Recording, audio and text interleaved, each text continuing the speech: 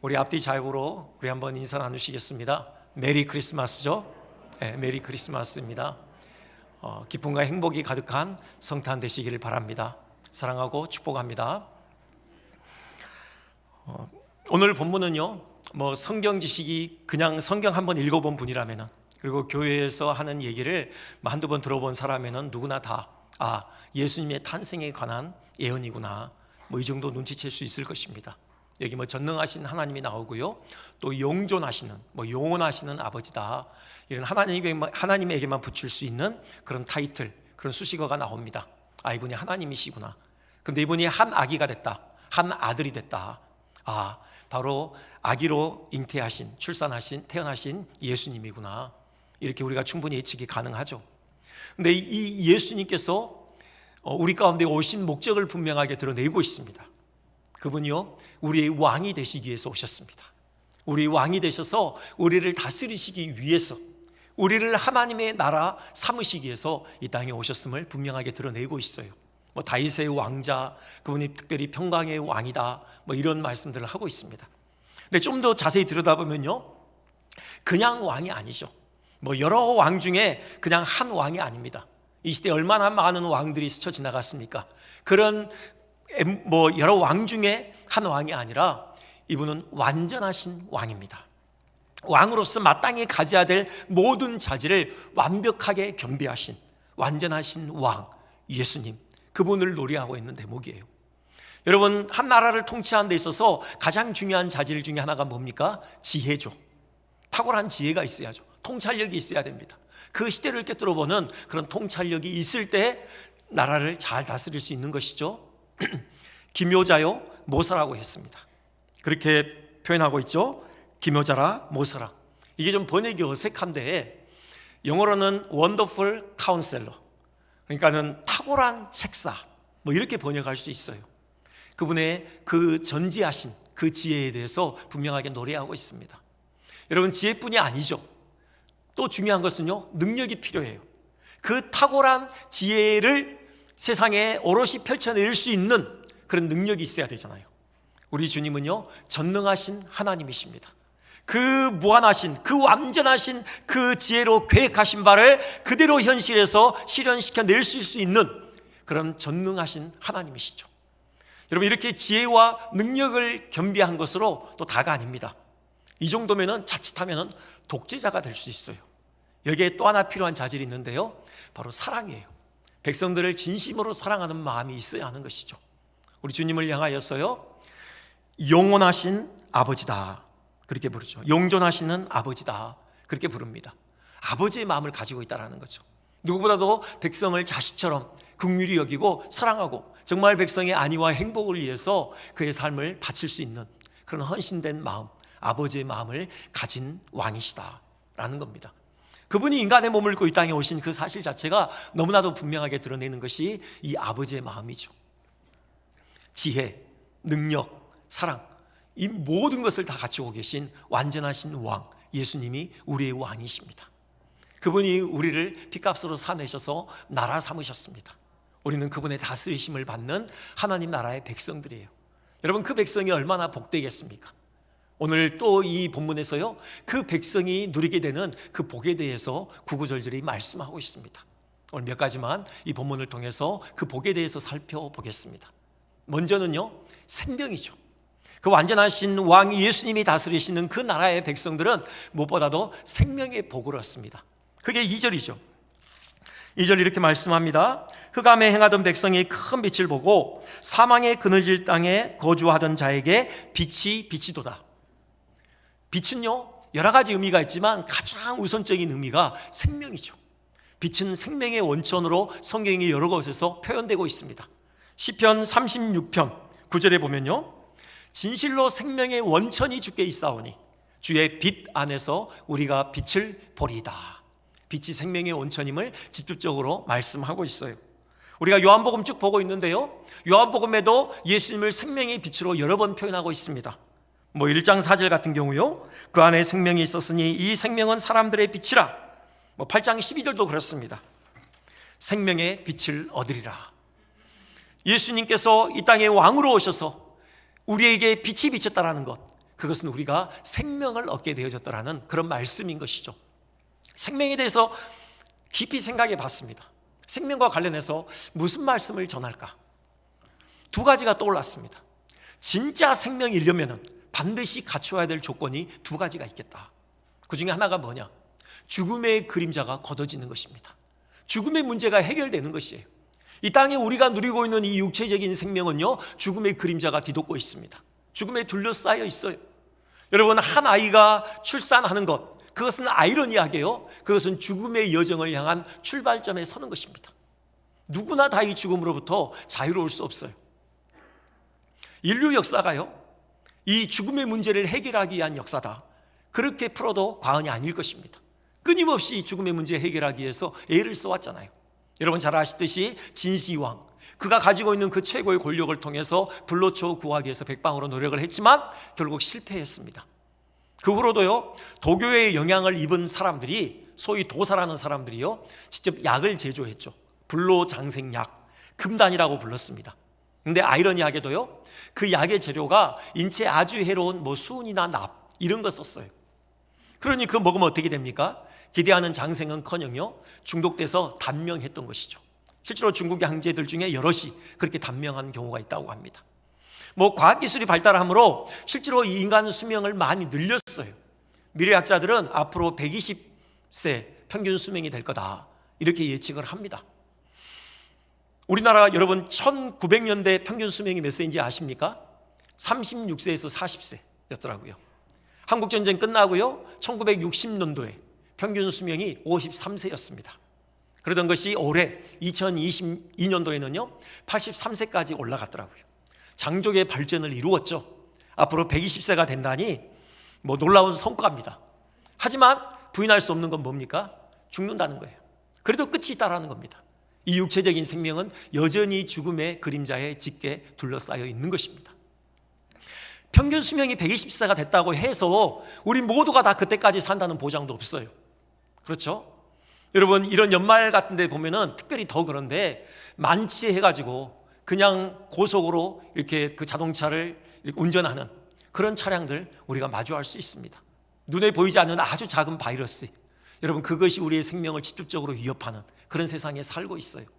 평균 수명이 늘었다고 하지만 여전히 삶과 죽음의 사이의 거리는 결코 멀어지지 않은 듯한, 여러분, 그런 느낌을 받고 있는 세상입니다. 이 죽음의 문제가 해결돼야 돼요.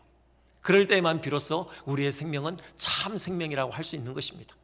우리 주님께서 이것을 위해서 오셨다라는 겁니다. 이 죽음의 문제 해결하시기 위해서, 그래서 우리에게 참 생명을 안겨다 주시기 위해서 오셨습니다. 여러분, 죽음의 문제가 왜 시작됐습니까? 죄 때문이죠. 예수님이 왜 인간의 몸을 입고 오셨습니까? 그 죄를 대신 짊어지시고 대신 죄값을 치르심으로 죄의 문제를 해결하시기 위해서입니다. 그래서 생명의 근원 되신 하나님과 다시 우리를 연결시키신 것입니다.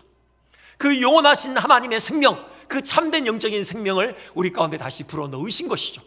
예수님이 우리 가운데 오신 것은 그 생명을 가지고 오신 것입니다. 우리 안에 이식하신 것이에요. 그래서 여러분, 요한 1서 5장 12절, 아들이 있는 자에게는 생명이 있고 하나님의 아들이 없는 자에게는 생명이 없느니라.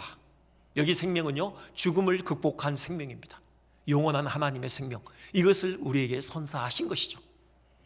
또 한 가지 참 생명이라고 불리울 만한 그런 조건이 있습니다. 뭡니까? 의미죠. 삶의 의미요.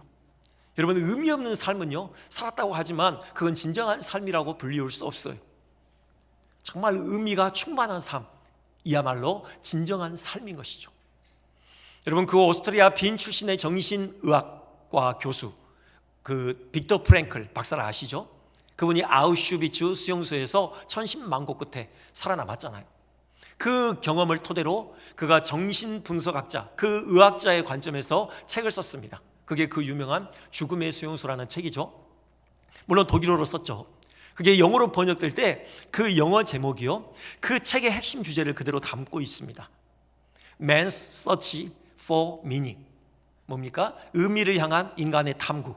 좀 의역을 하자면요, 삶의 의미를 찾아서, 이런 제목의 책이에요. 그것을 또 핵심적으로 드러내고 있는 한 구절이 있어요. 그 책에서는 니체를 재인용하거든요. 거기 이런 구절이 나옵니다. 왜 살아야 하는지 아는 사람은 그 어떤 상황도 견딜 수 있다. 실제로 그가 관찰할 때 그렇더라는 거예요. 그런 처절하게 인간의 존엄이 짓밟히는 그런 처참한 환경 가운데서도요, 어떻게든지 인간의 존엄을 지키기 위해서 삶의 의미를 놓치지 않기 위해서 애를 쓰는 사람들이 있더라는 것이죠. 그리고 그 사람들은 통계적으로 더 많이 살아남더라는 것입니다. 그러면서 한 가지 그 실례를 듭니다. 매일 그 가짜 커피가 한 잔씩 제공이 됐대요. 삶의 의미를 이미 잃어버린 사람들, 불평합니다. 뭐 그걸 그냥 마시든지 버리든지 해요.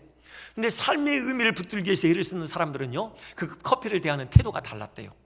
한 반쯤 정성스럽게 마셔요. 그리고 반을 남겨서요, 그 반으로 옷을 적셔서 얼굴을 닦더라는 거예요. 소위 고양이 세수라고 하죠. 그걸 하더라는 겁니다. 그 반컵에 그 용액을 가지고요. 그리고 유리 조각으로 면도를 하고요. 인간의 존엄한 모습을 유지하기 위해서 애를 썼대요. 근데 이것이 생존과 직결되더라는 거예요. 거기에 있는 SS 대원들, 그들이 이제 죽음의 그 현장으로 이제 잡아 넣잖아요. 근데 이렇게 삶의 의지를 불태우던, 인간의 존엄을 지키기 위해서 예를 쓰던 사람들은 그 쉽게 죽음의 그 현장으로 데리고 가는 것을 꺼리더라는 겁니다. 왜요? 이들에게는 인간의 모습이 보이잖아요. 그러니까 사람을 죽였다라는 그런 그 어떤 꺼리낌, 이게 싫어서요, 주저하더라는 거예요. 그래서 많이 살아남았다는 겁니다. 여러분, 진정한 삶이라는 것은 의미가 있을 때 그것을 진정한 삶이라고 할 수 있어요. 이 의미는 어디서 발견되는 겁니까? 삶의 목적이죠. 삶의 목적은, 삶의 궁극적인 목적은 어디서 발견돼요? 예수님 안에서요. 예수님께서 이 땅에 오신 것은 우리의 삶의 궁극적인 목적이 무엇인지 우리에게 증거하시고, 우리가 그 목적을 발견하고 우리가 그 목적에 충실한 삶을 살 수 있도록 하시기 위해서 우리 주님께서 오셨던 것입니다. 에베소서에 이런 말씀이 있어요. 2장 10절인데요. 우리는 그가 만드신 바라 그리스도 예수 안에서 선한 일을 위하여 지으심을 받은 자니, 이 일은 하나님이 전에 예비하사 우리로 그 가운데서 행하게 하려 하심이니라. 우리 한 번 더 다시 한번 우리 봉독해 볼까요? 자, 시작. 우리는 만드신 바라 그리스도 예수 안에서 선한 일을 위하여 지으심을 받은 자니, 이 일은 하나님이 전에 예비하사 우리로 그 가운데서 행하게 하려 하심이니라. 아멘. 우리 각자에게 삶의 목적이 있다라는 겁니다. 선한 일을 위하여 지으셨다라는 거예요. 그것은 전에, 창세 전에 이미 예비하신 일이라는 것입니다. 우리를 구원하신 것은 우리 가운데 예비하신 그 선한 일을 우리가 오롯이 성취하도록 하기 위해서 우리를 구원하셨다라는 거예요. 여러분, 이 목적을 발견할 때, 그리고 이 목적을 오롯이 이루어가는 삶을 살 때, 그 삶이야말로 진정으로 살아있다고 할 수 있는 거예요. 우리가 보통 인생과 관련해서 사용하는 소스로 중에 잘 산다, 못 산다 이 표현이 있잖아요. 우리는 이걸 참 잘못 사용하고 있는 것 같아요. 우리가 어떤 경우에 잘 산다고 하고 어떤 경우에 못 산다고 합니까? 소유와 관련하죠. 소유가 많아서 풍족한 환경에 있으면은 야, 참 그 사람 잘 산다. 그 반대의 환경에 있으면은 참 못 산다. 우리는 이렇게 표현해요. 물론 아무 생각 없이 그냥 습관적으로 하는 말이지만요, 잘 산다 못 산다라는 것에는 도덕적인 가치평가가 전제되어 있어요. 이것은 성경적으로 사실 잘못된 표현입니다. 성경은요, 잘 산다라는 그 평가를 소유에 두지 않아요. 잘 산다, 그것은요 바로 그 사명이에요. 하나님께서 우리 각자에게 맡기신 그 사명에 우리가 얼마나 충실한 삶을 사느냐, 곧 우리의 왕 되신 그 예수님의 통치에 얼마나 순복하는 삶을 사느냐, 이것이 바로 잘 산다. 성경은 그렇게 평가하고 있는 것입니다. 삶의 가치는요, 소유가 아니라 사명에 의해 결정된다라는 거예요. 이것을 잘 보여주고 또 그렇게 요가 없이 잘 살아가는 분이요, 사도 바울이죠.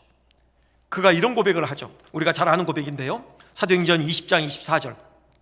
내가 달려갈 길과 주 예수께 받은 사명, 곧 하나님의 은혜의 복음을 증언하는 일을 마치려 하면은 나의 생명조차 조금도 귀한 것으로 여기지 아니하노라.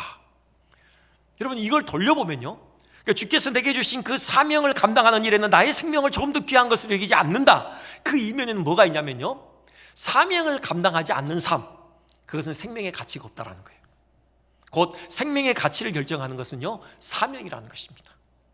여러분, 하나님, 우리 주님께서 우리에게 영원한 하나님의 생명을 부여해 주셨습니다. 더불어서 우리가 궁극적인 그 사명을 감당하는 복된 삶을 살아가도록 은혜를 베풀어 주셨습니다. 여러분, 그 주님으로 말미암아서 진정한 생명을 누리는 여러분 되시기를 주님 이름으로 축원드립니다. 두 번째요, 왕 대신 주님으로부터 우리가 얻는 복, 그것은 자유죠. 4절에 그렇게 말씀하십니다. 이는 그들이 무겁게 맨 멍에와 그들의 어깨의 채찍과 그 압제자의 막대기를 주께서 꺾으시되 미디안의 날과 같이 하셨음이니이다. 모든 억압과 묶임으로부터 우리를 자유케 하신다라는 것이죠. 자유, 그 본원적인 의미의 자유는 사실 영적인 자유죠. 영적인 자유, 곧 죄의 족쇄로부터 풀어나는, 해방되는 그 자유를 의미합니다. 범죄함으로 인하여서 우리가 다 죄의 족쇄에 얽매여 있었잖아요. 죄가 가지고 있는 속성, 올가매는 속성이 있다고 했죠. 죄를 지으면요, 그 죄에 우리가 올가매어져요. 죄책감이라는 게 있죠. 죄를 지으면요, 죄책감에 의해서 우리가 양심의 자유를 박탈당합니다. 우리 주님께서 그 죄책감으로부터 우리를 자유케 해주신 거예요. 주님이 죄의 문제를 해결하셨잖아요. 그분이 십자가에 피 흘리심으로 우리의 모든 죄를 다 사하셨다고요. 지난 시간에 말씀드렸듯이 예수님께서 동정녀 마리아에게서 태어나야 될 이유가 있어요. 그것은 무죄한 인성을 입으시기 위해서입니다. 그분이 정상적인 남녀 사이에서 태어나셨다 그러면요, 그분도 죄인이에요. 아담의 죄에 그대로 복속되는 것입니다. 그리고 죄성을 가지고 태어날 수밖에 없어요. 그렇기 때문에 동정녀 탄생을 하신 것입니다. 그분이 입으신 인성은 전적으로 무죄한 인성이에요. 곧 그분이 십자가에 설리신 피는요, 전혀 죄 없는 깨끗한 피라고요. 그렇기 때문에 그 피가 우리의 모든 죄를 완전히 사하는 능력이 있는 것입니다. 이것을 분명하게 보여주는 말씀이요, 히브리서 9장 14절입니다. 영원하신 성령으로 말미암아 흠없는 자기를 하나님께 드린 그리스도의 피가 어찌 너희 양심을 죽은 행실에서 깨끗하게 하고 살아계신 하나님을 섬기게 하지 못하겠느냐. 여러분, 그렇습니다. 그리스도의 피가 우리 모든 죄를 사하는 거예요. 그래서 그 죄로부터 우리의 양심을 깨끗하게 하는 것입니다. 우리를 죄책감으로부터, 양심의 그 올가매므로부터 우리를 자유케 해주신 것입니다. 더불어서 이 영적인 자유에는요, 죄의 불법적인 지배로부터의 자유가 있죠. 그렇습니다. 죄가 우리를 올가맸는데요, 주님의 십자가로 그 죄의 지배로부터 우리를 자유케 하셨어요. 이것을 잘 보여주는 한 가지 신뢰가 있는데요, 2013년도 9월호에 빛과 소금이라는 기독교 잡지에 그 실린 인터뷰 기사입니다. 그 주인공이 최무진이라는 청년인데요, 그가 참 그 기구한 인생을 살았어요. 그 초등학교 3학년 때요, 부모가 이혼을 합니다. 그래서 할머니 손에 맡겨줘요. 할머니가 성격이 아주 강해서 그때부터 막 할머니랑 이렇게 막 다툼이 심했죠. 학교에서는 왕따를 당해요.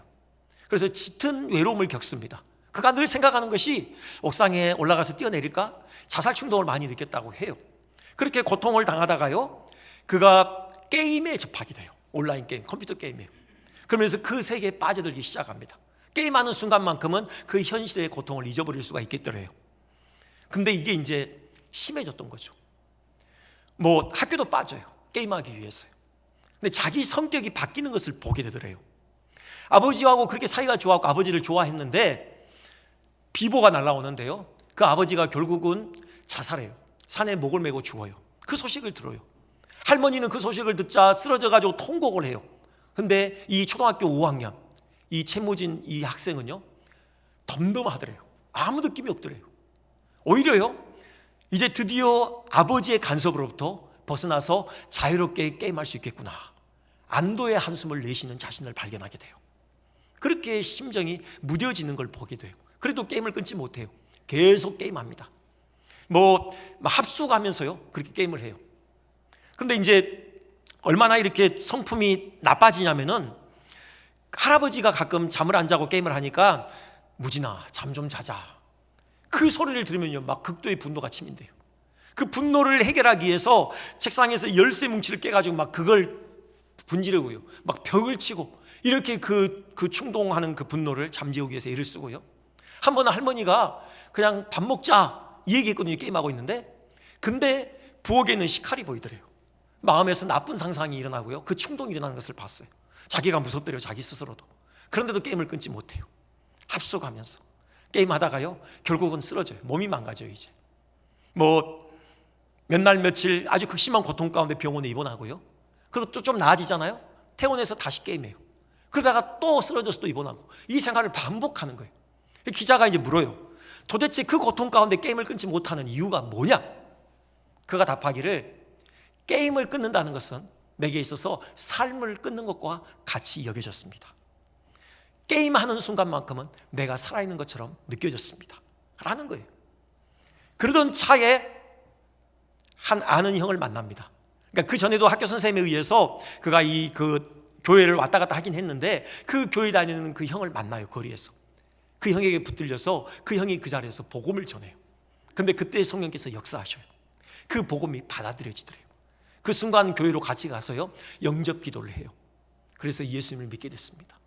집으로 돌아왔는데요 신기하게 그날부터 게임이 하기가 싫더래요. 게임을 그 순간에 끊어버렸어요. 거짓말처럼. 그리고는 공부를 시작합니다. 전교 꼴찌였어요. 열심히 해서요 전교 12등까지 올라가요. 장학금을 받고 대학에 입학합니다. 청소년 학과, 그 사회복지학과를 들어가요. 왜요? 자기와 똑같은 처지에 있는 청소년들을 돕겠다. 지금 뭐 어디든 부르는 곳이면 간다고 해요. 자기처럼 그렇게 게임 중독에 빠져 있는 아이들, 뭐 청년들, 그들에게 자기의 경험을 들려주고요 예수 그리스도의 복음을 전한답니다. 마지막에 그렇게 얘기해요. 부활하신 주님을 만나십시오. 부활하신 주님은 우리가 그토록 끊지 못했던 게임 중독으로부터 우리를 자유케 하십니다. 여러분 그렇습니다. 복음의 능력은 그런 거예요.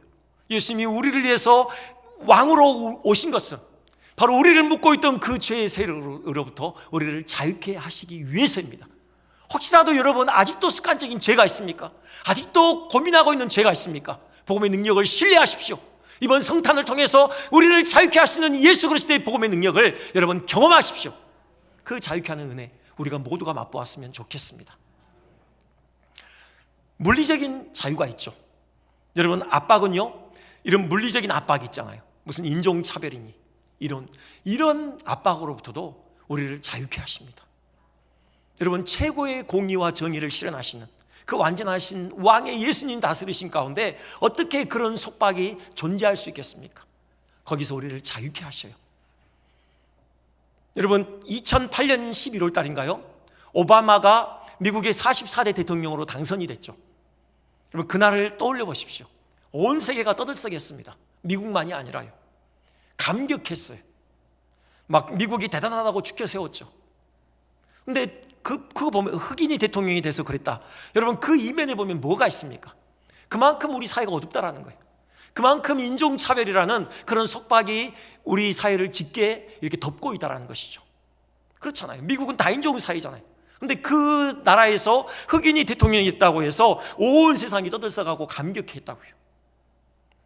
그 위어 솔저스라는 그 영화를 봤는데요, 예전에요.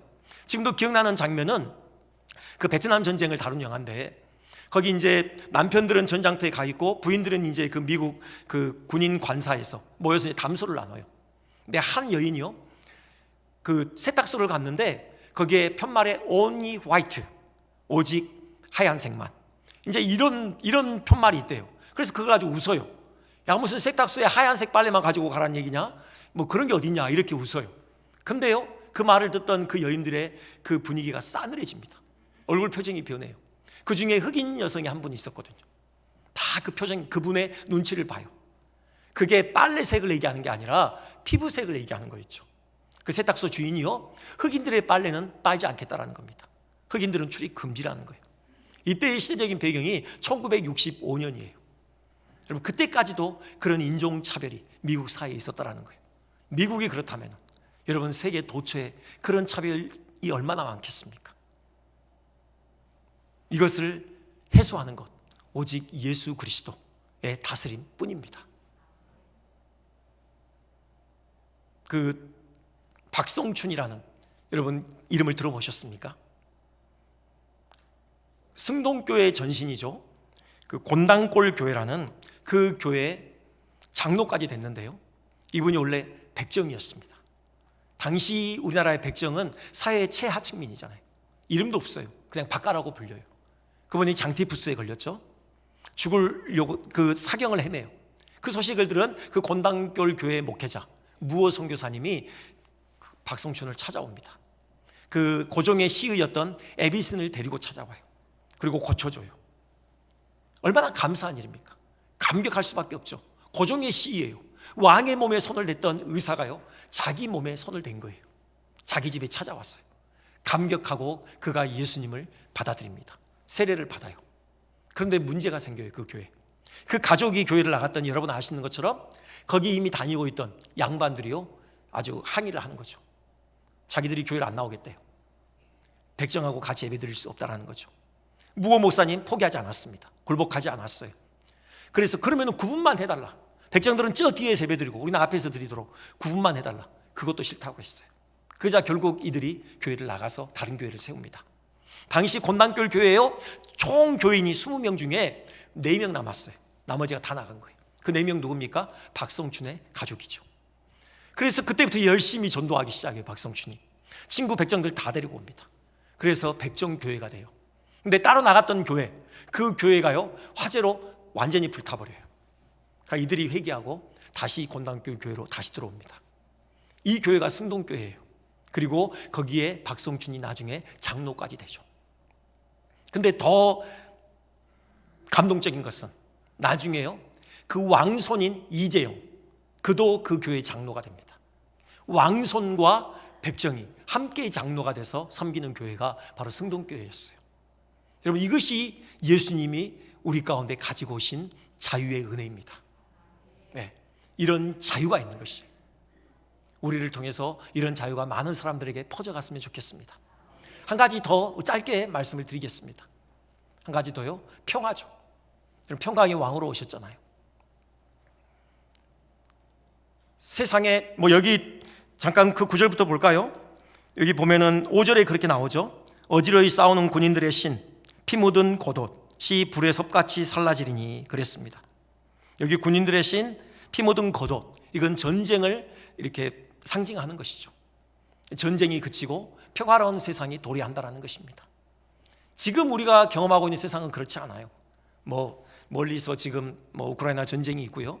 여러분, 유럽만 그렇습니까? 온 대륙이 다 그래요. 아프리카, 아시아, 할 것 없이요, 모두가 다 전쟁과 갈등과 어떤 그런 것으로 첨예하게 대립하고 있는 그런 실상을 우리가 보고 있습니다. 왜 그렇습니까? 역시 이것도 죄 때문이죠. 여러분, 죄의 속성은요, 죄가 들어오면은 반드시 분열을 이야기합니다.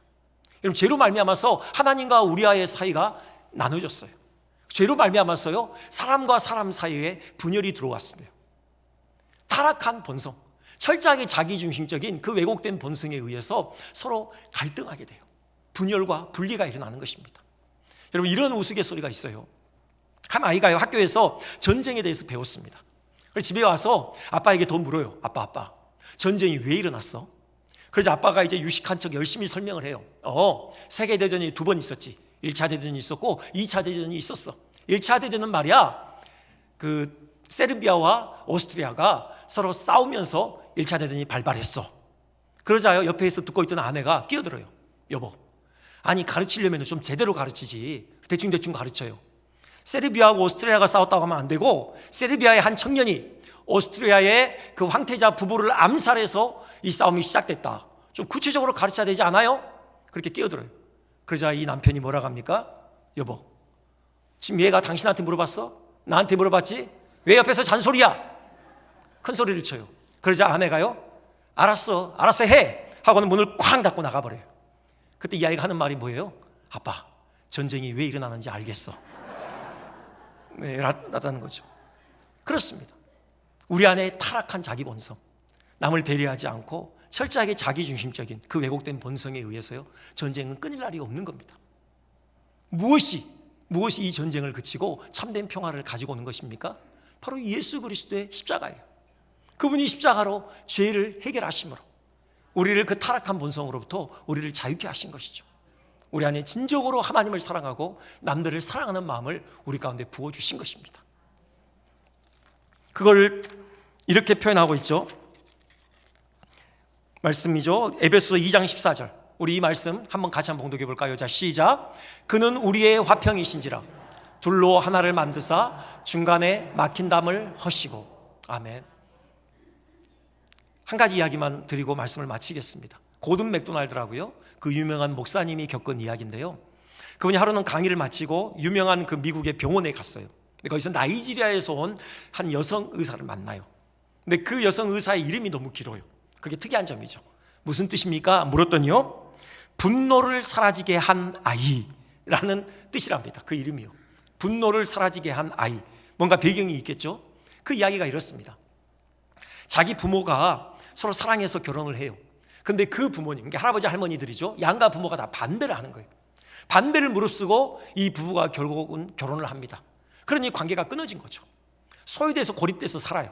그러던 차에 이 여성이 태어난 겁니다. 태어나자마자 그 아이를 들고 부모님을 찾아가요. 할머니 할아버지를 찾아간 거죠. 방긋 웃어줘요. 너무 귀엽잖아요. 그때 봄눈 돋듯이 그 갈등이 그냥 녹아내린 거예요. 그래가지고 그 며느리를 받아주고 화해가 이루어진 것입니다.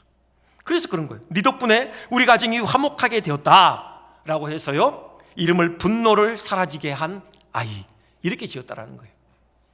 한 아기가 우리에게 태어났고 예수님이야말로 분노를 사라지게 한 아이이시죠.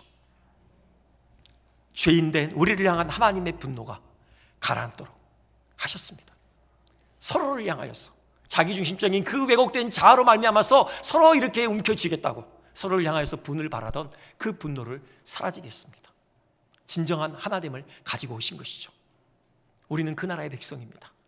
우리가 그 평화를 누려야 하고요, 우리로 말미암아 우리 이 어지러운 세상에 평화를 일구는 사람들 됐으면 좋겠습니다.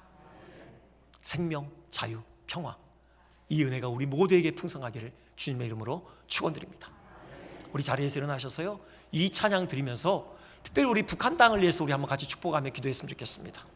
하나님께서 그 땅에 정말 이 성탄의 기쁜 소식이 10년마다 들려지게 하시고, 이 성탄이 가지고 온 그 생명과 자유와 평화가 그 땅에 풍성할 수 있도록 우리 정말 축복하며 같이 기도하는 시간을 가졌으면 좋겠습니다.